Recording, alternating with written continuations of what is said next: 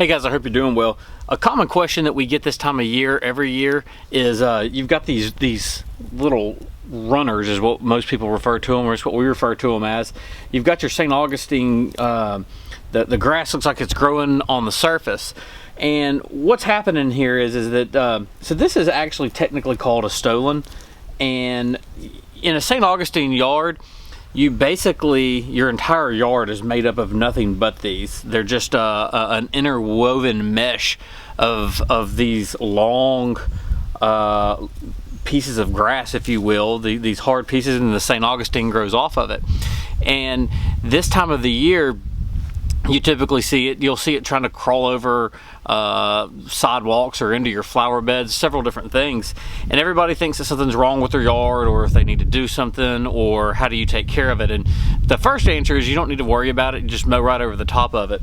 What's happening here is that usually in the springtime, coming out of dormancy, the grass starts growing pretty aggressively, and all of these Stolons, if you will, they are all related in a sense, but they're also in competition with one another. So what's happening is they're coming out of the ground and they're just trying to, basically, they're searching for new real estate. They're trying to compete. They're trying to go somewhere else and spread and grow longer and bigger. You don't need to worry about it. Like I said, there again, it's something that you typically see in the springtime. It can be unsightly. I understand that. I get it. Some reasons that it might be more pronounced is dependent upon the effectiveness of your pre-emergent. This time of the year, you get some temperature fluctuations, so the grass is growing aggressively and then slows down. If you've got a strong pre-emergent in, it might have a hard time pegging into the ground. If you've over-fertilized, or if you fertilize too much, the grass might be growing more aggressively than what it can actually start interweaving and making this maze of thicker grass, if you will.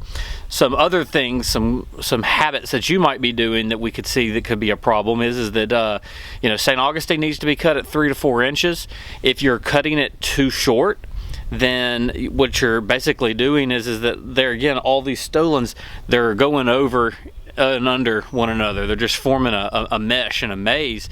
If you're cutting it too short, well, you actually might be taking out a layer of that, and that could cause some problems. If you've got a compaction problem in your soil, maybe you need aeration. Could be because you're underwatering. The ground might be too hard to where the grass can't peg down and grab into the grass. Or if you've got too much thatch, if you've got a thick thatch layer, it might not be able to peg through the thatch and get down into the soil. So, like I said before, you don't need to do anything. It usually will correct itself. If it persists deep into the summer, you might need to get some dethatching or some aeration done. But typically, after a month or so, you'll see this problem go away. Mow over the top of it. Don't worry about it.